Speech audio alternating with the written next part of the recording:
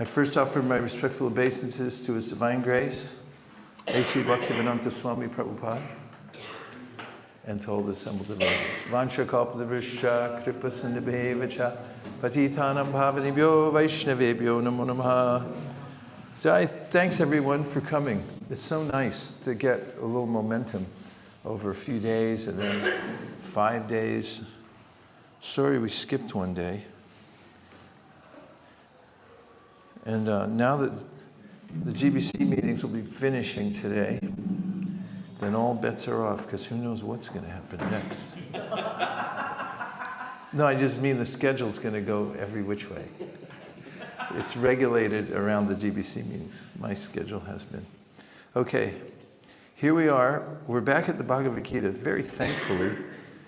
And we didn't finish the 15th chapter yesterday, so we have a few more very select verses to listen to. We're at 15:16. Dvabhima purusha loke sharaschakshara evacha sharasarvani bhutani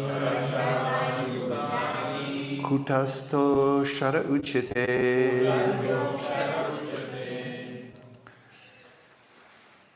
There are two classes of beings, the fallible and the infallible. In the material world, every living entity is fallible, and in the spiritual world, every living entity is called infallible. Purport: as already explained, the Lord in his incarnation as Vyasadeva compiled the Vedanta Sutra.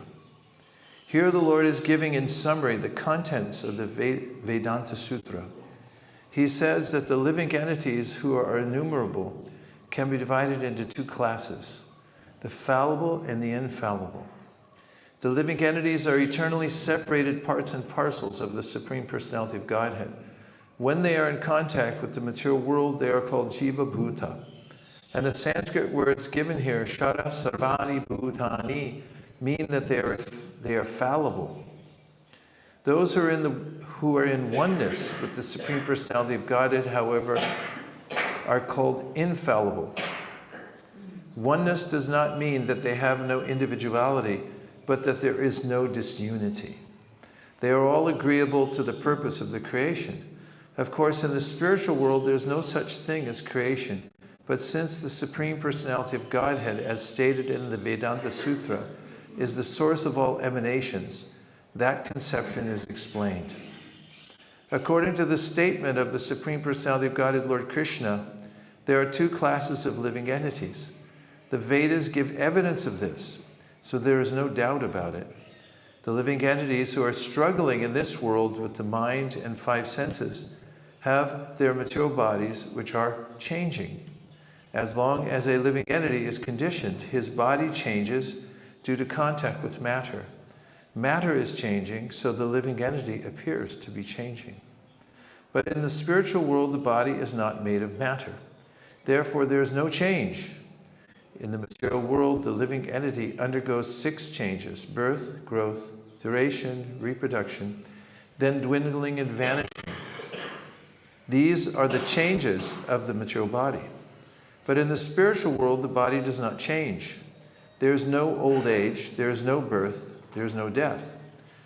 There, all exist in oneness. Shara sarvani bhutani. Any living entity who has come in contact with matter, beginning from the first created being, Brahma, down to the small ant, is changing its body. Therefore, they are all fallible. In the spiritual world, however, they are always liberated in oneness. 17. Uttama purushastvanya paramatme tyudarita yo lokatrayam avishya Partavya Ishvaraha. Besides these two, there is the greatest living personality, the Supreme Soul, the imperishable Lord Himself, who has entered the 3 worlds and is maintaining them. Purport. The idea of this verse is very nicely expressed in the Katha Upanishad 2.2.13 and Shvetashvatara Upanishad 6.13. It is clearly stated there that above the innumerable living entities, some of whom are conditioned and some of whom are liberated, there is the Supreme Personality who is Paramatma. The Upanishadic verse runs as follows: Nityo nityanam chaitanash chaitananam eko bahunam yoviditati kaman tamatmastam ye nupashanti dhiras tesham shanti shashvati netari sham. The purport is that amongst all the living entities, both conditioned and liberated, there is one supreme living personality, the Supreme Personality of Godhead, who maintains them and gives them all facility of enjoyment according to different work.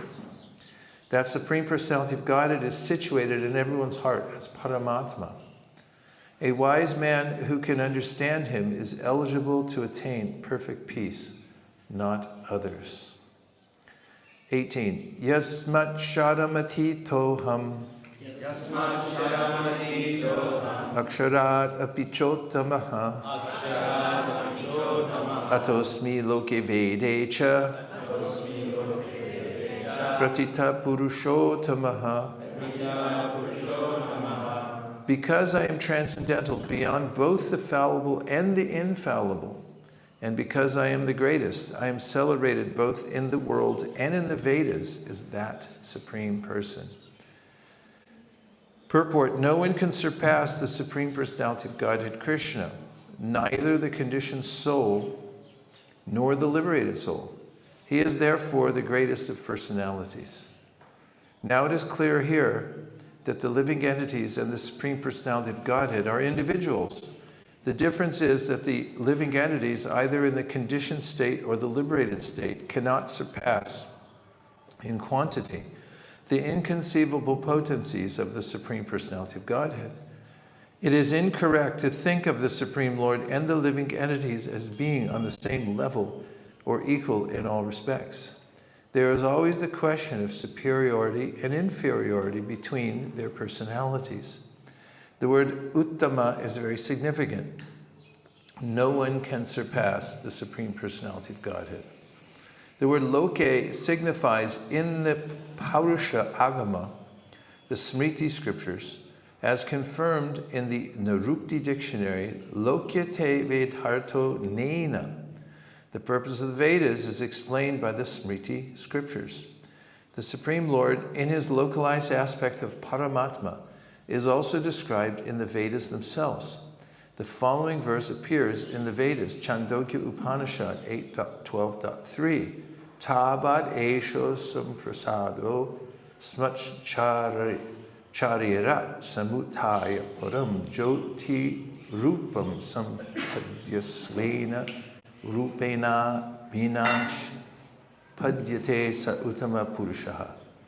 The super soul coming out of the body enters the impersonal Brahmajyoti. Then in his form, he remains in his spiritual identity. That supreme is called the Supreme Personality. My intonation wasn't correct at the end, so I'll read that last sentence. The supreme is called the Supreme Personality. This means that the Supreme Personality is exhibiting and diffusing his spiritual effulgence, which is the ultimate illumination. That Supreme Personality of Godhead also has a localized aspect as Paramatma. By incarnating himself as the son of Satyavati and Parashara, he explains the Vedic knowledge as Vyasadeva. Text 19. Yo mameva masamudho janati purushottamam sasarva vid bhajati mam sarvabhavena bharata. Whoever knows me as the Supreme Personality of Godhead without doubting is the knower of everything. He therefore engages himself in full devotional service to me, O son of Bharata. Purport: there are many philosophical speculations about the constitutional position of the living entities and the Supreme Absolute Truth. Now in this verse, the Supreme Personality of Godhead clearly explains that anyone who knows Lord Krishna to be the Supreme Person is actually the knower of everything. The imperfect knower goes on simply speculating about the absolute truth, but the perfect knower, without wasting his valuable time, engages directly in Krishna consciousness, the devotional service of the Supreme Lord. Throughout the whole of Bhagavad Gita, this fact is being stressed at every step. And still there are so many stubborn commentators on Bhagavad Gita who consider the Supreme Absolute Truth and the living entities to be one and the same. Thank you.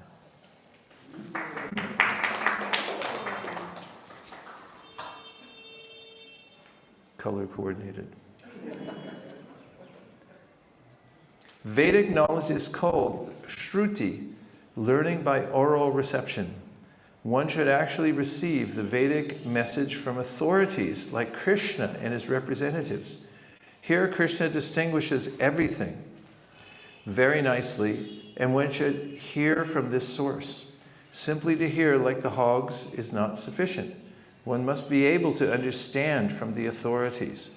It is not that one should simply speculate academically. One should submissively hear from Bhagavad Gita that these living entities are always subordinate to the Supreme Personality of Godhead. Anyone who is able to understand this, according to the Supreme Personality of Godhead, Sri Krishna, knows the purpose of the Vedas. No one else knows the purpose of the Vedas. The word bhajati is very significant. In many places, the word bhajati is expressed in relationship with the service of the Supreme Lord. If a person is engaged in full Krishna consciousness in the devotional service of the Lord, it is to be understood that he has understood all the Vedic knowledge. In the Vaishnava Parampara, it is said that if one is engaged in the devotional service of Krishna, then there is no need for any other spiritual process for understanding the Supreme Absolute Truth. He has already come to the point because he is engaged in the devotional service of the Lord. He has ended all preliminary processes of understanding. But if anyone, after speculating for hundreds of thousands of lives, does not come to the point that Krishna is the Supreme Personality of Godhead, and that one has to surrender there, all his speculation for so many years and lives is a useless waste of time. Text number 20. This is the last verse of the chapter. Iti guyatamam shastram idam uktam mayanaka etad budva buddhiman syad krita kritascha bharata. This is the most confidential part of the Vedic scriptures, O sinless one, and it is disclosed now by me. Whoever understands this will become wise, and his endeavors will know perfection. Purport. The Lord clearly explains here that this is the substance of all revealed scriptures. And one should understand this as it is given by the Supreme Personality of Godhead. Thus one will become intelligent and perfect in transcendental knowledge. In other words, by understanding this philosophy of the Supreme Personality of Godhead and engaging in his transcendental service, everyone can become freed from all contaminations of the modes of material nature. Devotional service is a process of spiritual understanding. Wherever devotional service exists, the material contamination cannot coexist. Devotional service to the Lord and the Lord himself are one and the same because they are spiritual.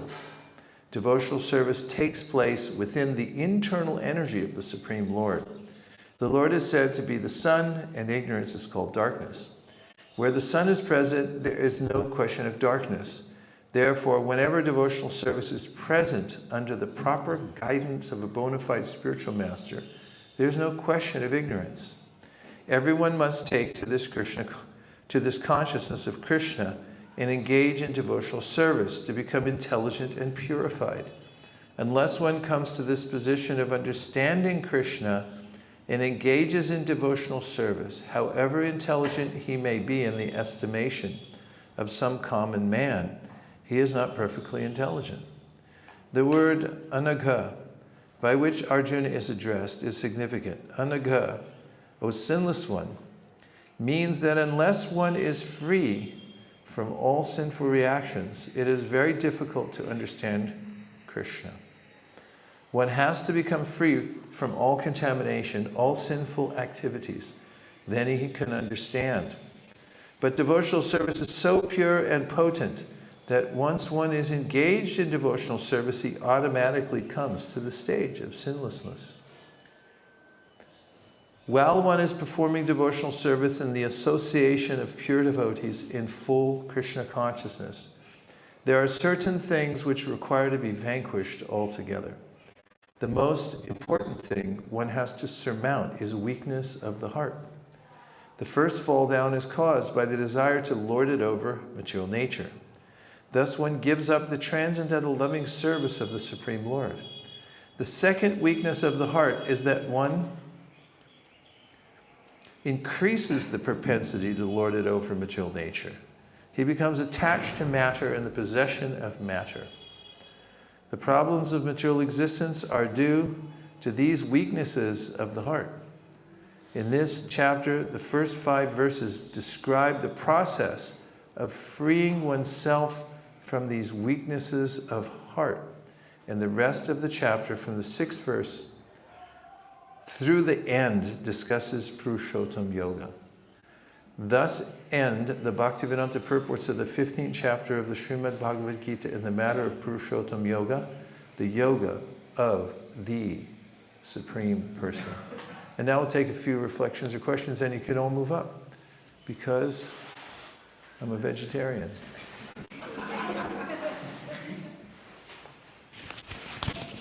Prabhu.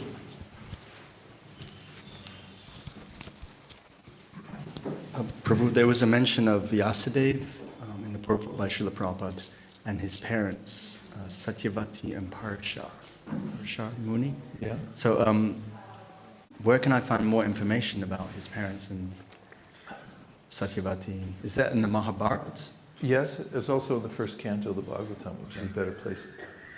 Because Vyasadeva is the literary incarnation That's of just the Lord? the title of Vyasadeva, but we have, there's a specific Vyasadeva for this age, Dvaipayana Vyasadeva, Shri Krishna Dvaipayana Vyasadeva.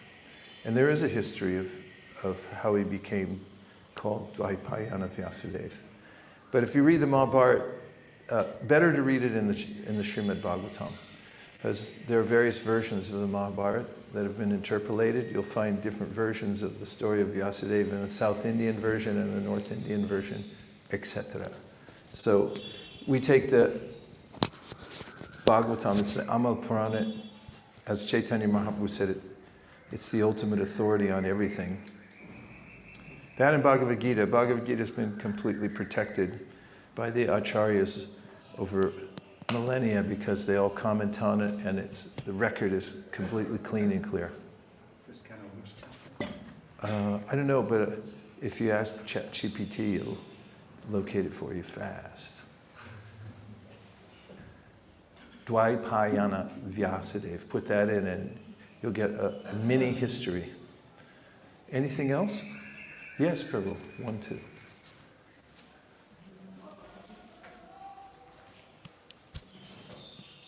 Okay, let's try moving up just a little bit more. If you have any space in front of you, come up closer. Because more devotees are coming in. Yes, Prabhu. Hare Krishna. In the penultimate paragraph, Prabhupada explains what we all hear quite often throughout his books, that to be Krishna conscious, one has to be sinless and pure, but Krishna consciousness is the only purifying process that will free us from sins. So it's that sort of cyclical, almost catch-22 situation. And I was just wondering if you could elaborate on that and how that works and why that is. Thank you. It works because Krishna is the supreme pure, and when we're in touch with him, then we become purified. It's not really a catch because the process itself is purifying, and we simply have to engage in the process. And under the ideal circumstances, which is to avoid offenses, then one can become purified very quickly in the association of devotees. Where do you see the catch?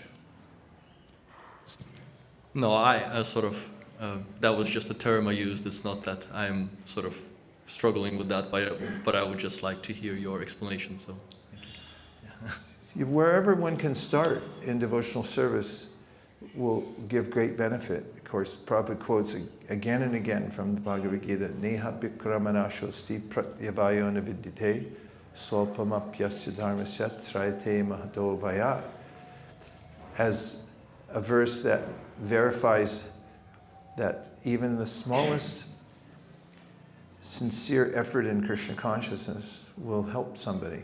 In fact, even an insincere effort can help. Look at Putana. It's one of the points made in the Bhagavatam. There's personalities like Shishupal, who became purified, even though the first words he spoke as a baby were blasphemy against Krishna, all the way up to... But to speak if somebody starts the process of devotional service with a molecule of sincerity, even if one's in an impure state. At initiation ceremonies, Prabhupada would always quote this Vedic verse, Apavitro pavitro va sarvabhastan kato viva yasmeret pundarikaksham sabhaya abhyantara shuchihi, which says that whatever state one's in now, pure or impure, one should remember the Supreme Personality of Godhead. Yasmeret pundarikaksham. Pundarikaksham means the Lord with lotus eyes. And smarana means to remember. Because if you remember the Lord, then you become purified inward and outwardly, no matter what state you're in now. That's exactly what the verse says. And so, when somebody takes initiation, one may be in an impure state. But those who continue the process, despite that, as Krishna recommends to Arjuna in the 3rd chapter, near the end in the Bhagavad Gita, Arjuna asked where this sin comes from. And that is the impulse, kama, to commit base activities and engage in sense gratification in the material world. Krishna answers it comes from Rajagun, from mode of passion.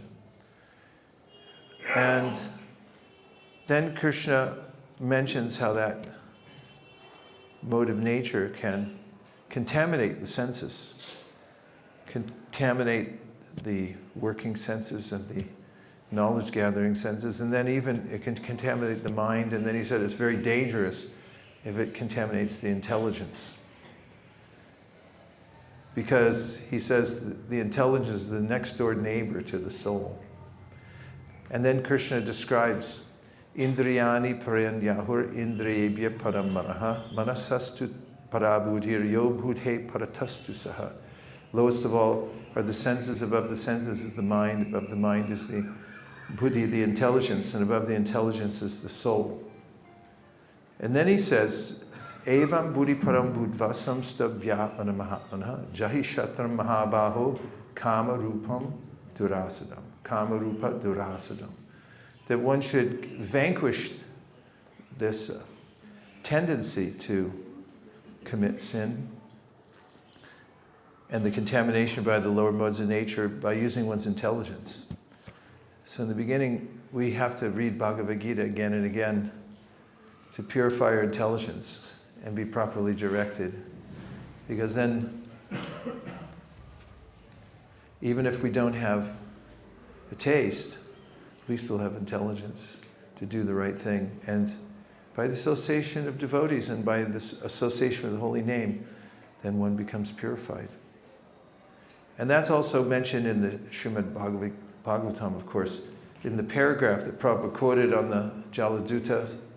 Starts with Shushu Shosha Datanasya Vasudeva Kataruchi Syan Mahat Sevayabi Prapunya Tirtana Shevana. So that one may render service to those who are already advanced. And by that kind of service, then one develops a desire to hear. And then hearing, Shrinvatam Swakata Krishna Punya Shravana Kirtana Hridyantaksto Hibhadrani Vidhunoti Suritsatam. Lord Shri Krishna, who's the Paramatma, the super soul in everyone's heart, and the benefactor of the truthful devotee, cleanses desire from the heart of the devotee who relishes his messages, which are in themselves virtuous when properly heard and chanted. Then Nashta Praishu Bhadreshu Nityam Bhagavata Sevaya Bhagavatyuttamo Shloke Bhaktir Bhakti Naishtiki. There's a time at which one begins to notice the diminishment of the urge to commit sinful activities.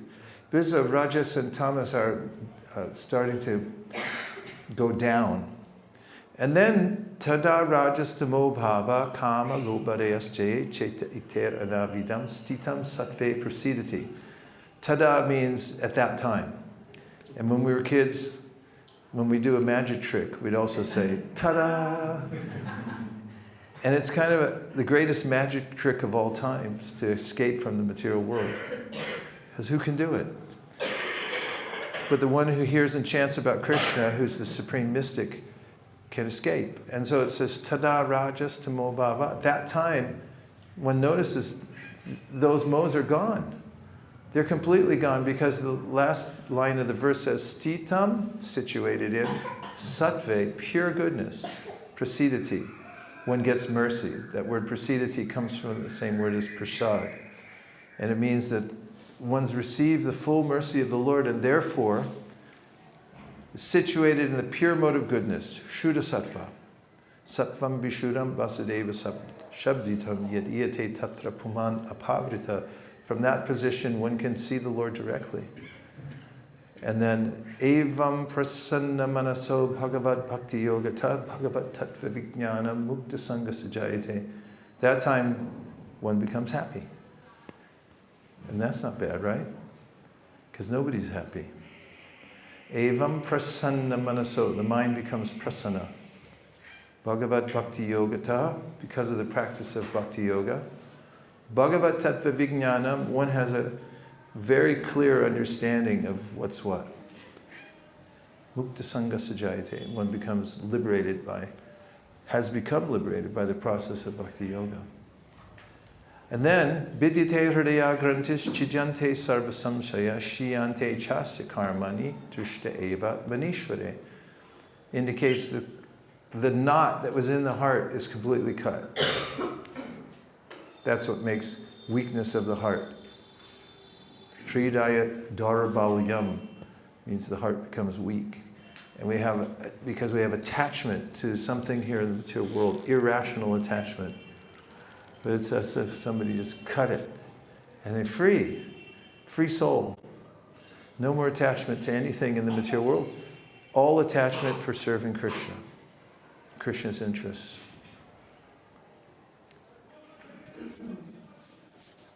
Yeah, so like that.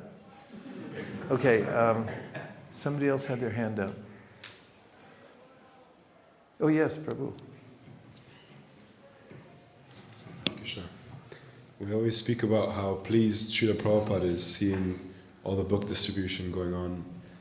But I was just thinking, as we were reading about Veda Vyas, that he compiled all the Vedas, and then his conclusion of his life's work was to compile the Srimad Bhagavatam. So how pleased he must be seeing the distribution of full sets of Srimad Bhagavatam. Definitely. Every author, especially those that are transcendently motivated, likes to see that his books are being read. So, definitely. What to speak of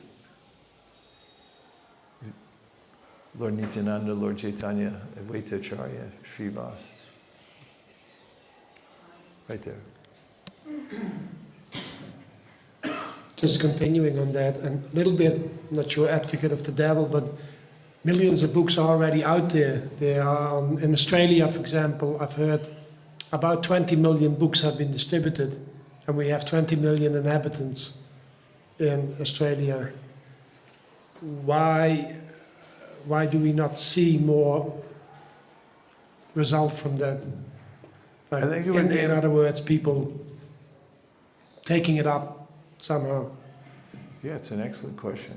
I think first thing to do would be to go door to door and ask everybody. What's the hang up here? The country. We gave you a book. It's just one for everybody in the country. Chop, chop. What's going on? Yeah, it's important to have a habitat where everybody can come. And it's always auspicious to distribute knowledge, and then having a place where people can come cultivate it. Contact, cultivation, and time, those three things together are extremely potent. First the contact, and then there has to be some place to cultivate. Prabhupada said you need two things to make advancement. You need knowledge and practice.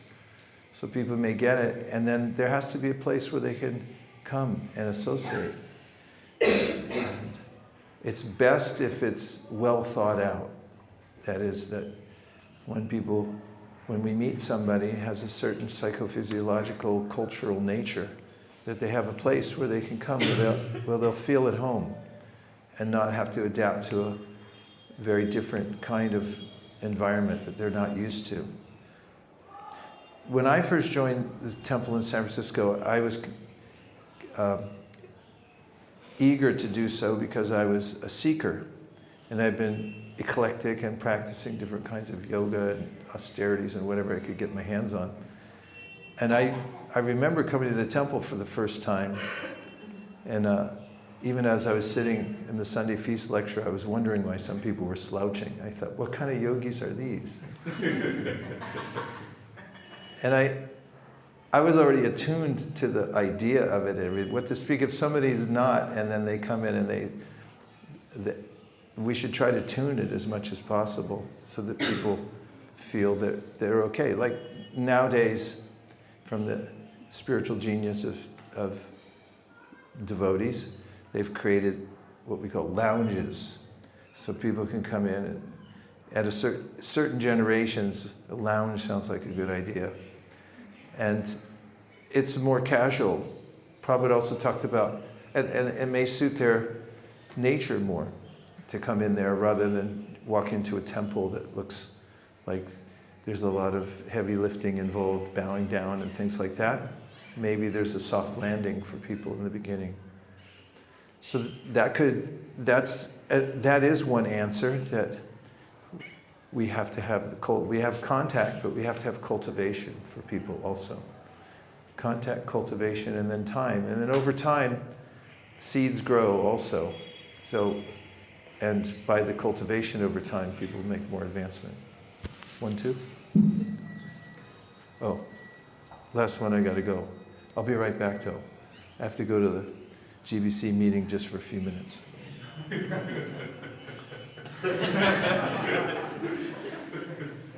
Hi, Krishna. So, when you mentioned about these attachments, sometimes just imagine, I'm going to frame this question just so that you understand what I'm actually asking, maybe in Okay. pictures.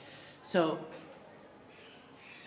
having attachments, being born in this conditioned body, whatever it is, you've taken lifetimes and lifetimes into this body, you have these certain attachments, you have certain anartas, certain things that get in your way. And often, I personally can fall in the trap of, it's kind of like vacuuming a beach. You know, like when you're just like, okay, this is not gonna end. I'm vacuuming and there's more sand. So, when we ask for Krishna's mercy, because we know that we're just going to be vacuuming for the rest of our lives, if that's what we are, if we're trying so hard to let Krishna remove these anartas. So we have to show up, we have to do the work, but when do we put the frickin' plow down? When do we do that? How do we do that? What would to be a pure devotee, to have, to be, not a pure devotee, but just to be able to chant properly without these disturbances? Well, first of all, you're doing great. I mean, it's kind of obvious. You're doing huge service, and you've been doing it for years. And second of all, the feeling that I'm swimming in an ocean where I don't know where the end is there in a lot of disciplines. For instance, I had the experience in writing. I've written 2 books, and I felt several times like I was in the middle of the ocean. I had no idea how to finish a book because I hadn't fully written one before, the first one. And I was in the middle, and I thought, just keep swimming because you can't go back. It's too late. And you go forward, you don't know when you're going to see land. But if you take heart from the very encouraging words of the Shastra, and just be in the process and stay in it, then land will come. And that's why the acharyas have given us so many landmarks. For instance, they talk about devotional service as step-by-step process. Anukramishati, step-by-step. There's words, krama, one after another. Anukramishati, well, there's several places. I quoted one the other night. It comes from Satam Prasangam. It's from 3rd canto, 25th chapter, 25th verse. And then Anukramishati also, the word krama is quite common in many places. Like Lord Chaitanya gives a verse where he says, those who start as neophytes in chanting Hare Krishna, they're Kanishtadikaris, as they continue, krame, chanting Hare Krishna mantra, then gradually, they'll become Uttamadikaris. So that's there. And my wife's looking at her watch, which means I gotta go. I'm supposed to go there and come back. And we've arranged for a mini sadhu sangha here today, which means kirtan. So could we have a little kirtan and will you not run off on me? Will you stay? Okay, thank you. Hare Krishna, please excuse me.